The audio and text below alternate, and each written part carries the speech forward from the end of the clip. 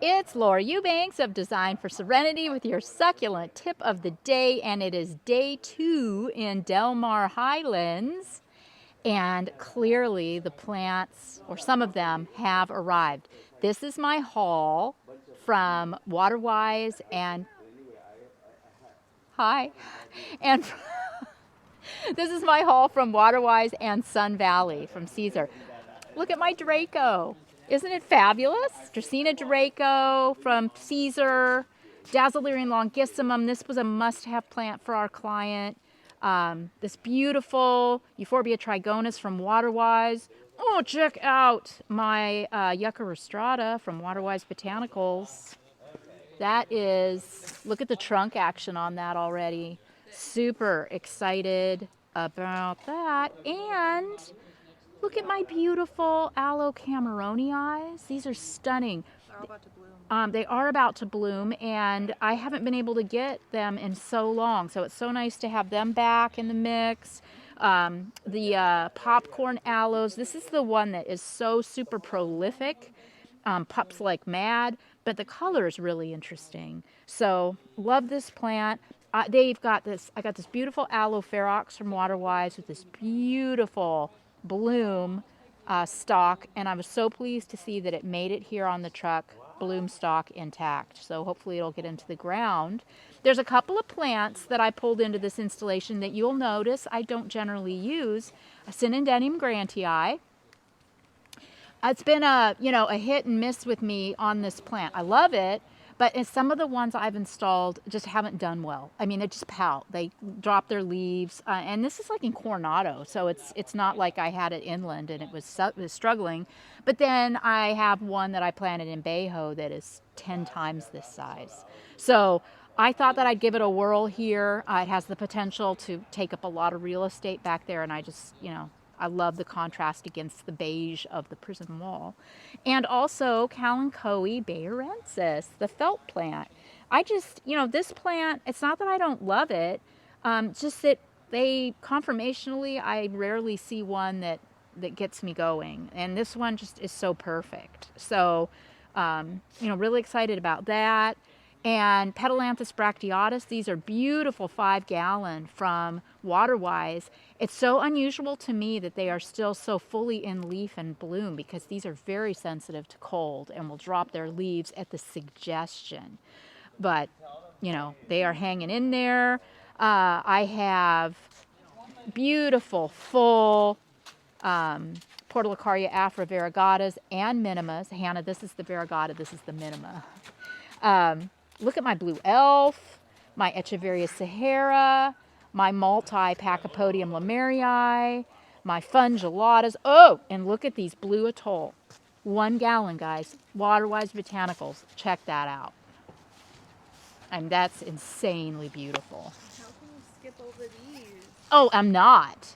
Then also my mammillarias. Tom has got his mammillarias in these little 10-inch bowls are available, and run, don't walk. Also an Echinopsis, super cute. And one of these Flagellantes, the Medusa's wig, or whatever you want to call it, Euphorbia. There were a bunch of these too that were just super interesting.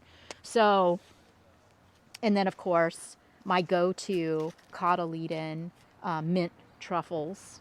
But I'm not done, but this is going to be a really phenomenal start in the back. We just have, it's a real fooler because we also have, that back wall, and we have the sides. So I'm likely going to need more crassula, as fluffer and filler. A couple of you suggested some alternatives to my bougainvillea idea. You were concerned about the dropping of the detritus in the leaves, and yes, that's a thing. But they understand that and are willing to accept the liability.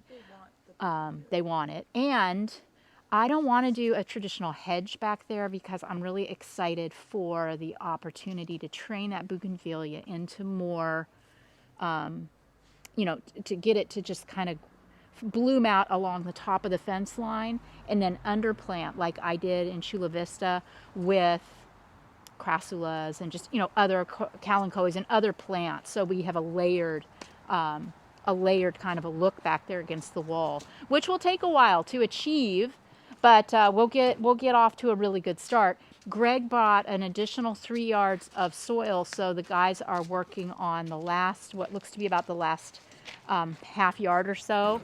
So when we go to the back, you will see 9 yards of topsoil. Greg right now is off picking up our fountain from Southwest Boulder and Stone. When he gets back, he's going to continue working on cutting a lot of the irrigation risers because we don't need them, cut and cap. We are going to be converting to drip, of course, and we're going to, once all of the soil's in the back, well, let's go back and take a look. All right, so this is what 9 yards of soil looks like, and no, it will not be enough, but it's an excellent start.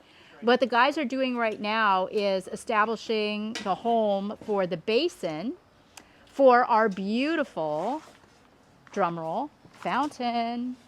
Isn't this so stunning? So orange is the pop color in this yard. We've got, orange cushions, orange Adirondacks, and this wet, whoo-wee. So we are going to be mounding this fountain up a bit. We're not going to dig a giant hole for the basin. So it'll be elevated about 2.5 feet higher than you see it there now. So we are also working very hard to make sure that said fountain is really lined up beautifully through the kitchen window. You know me, I'm always talking about no straight lines in nature and everything left or right of center, but in this case, for this hard visual element in the landscape, I do want it to be centered. Everything else will be off to the left or right. So the guys are starting to bring some of the larger plants back, and we were able to stage our money plant, which is the Dracaena Draco. I did what I did at my place in Vista, but on a larger scale. My coral reef installation, my aloe tongaensis is up like this and framed out with boulders to create yet another level.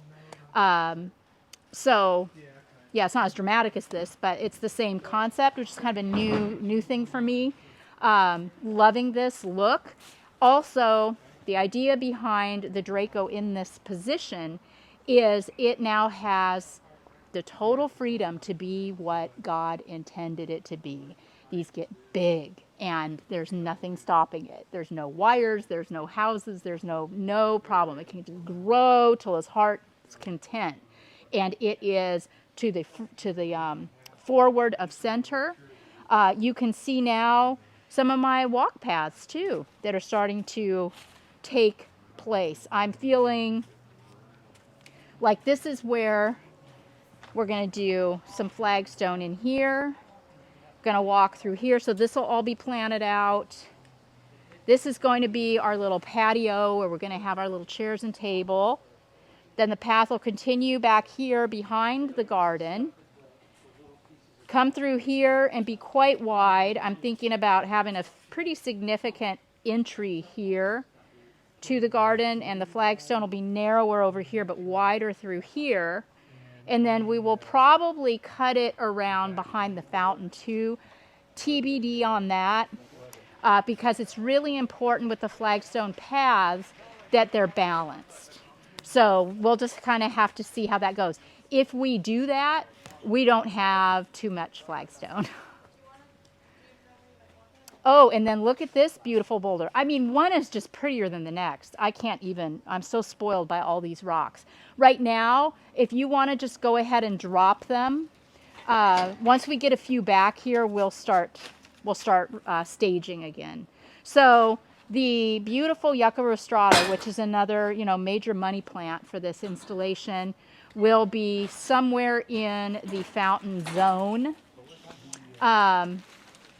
Those are my 2 priority plants in terms of my thrillers. So we're not going to be able to install the fountain today. We still have to level and get some DG or sand and yada yada. But we can at least you know, set it there so that I can get my bearings.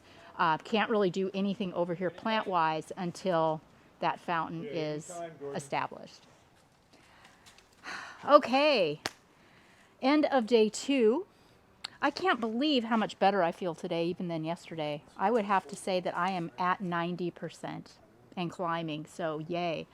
Wow, right? Okay, so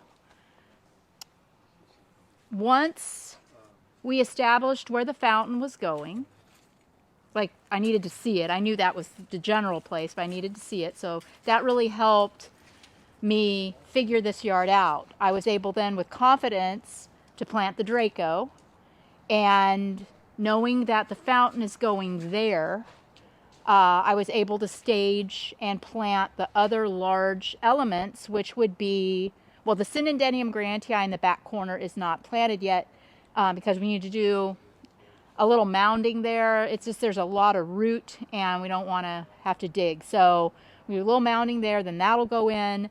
The Trigona over there and the Yucca rostrata. Had the idea to elevate this a little, not, you know, obviously as dramatically as the Draco, but to do a little elevation, frame it out with boulder, and then have this area all along the sideway adjacent be level, be flat. Oh guys, it's gonna look so good. And we've got the Dazzlerian longissimum here. As this starts to grow, I love the idea of some of those leaves getting in the spill path of the fountain. We were able to get the 3 barrel cactus in. I'm really happy with how those balance out. And here's the thing. So we have, you know, the heavier patio over here and the furniture and the big umbrella and of course the borrowed landscape next door. So I need weight over here too to balance the 2 sides, which is why I went heavier, went more this direction with the Draco. And remember, we're going to have our little patio here with the orange chairs and table.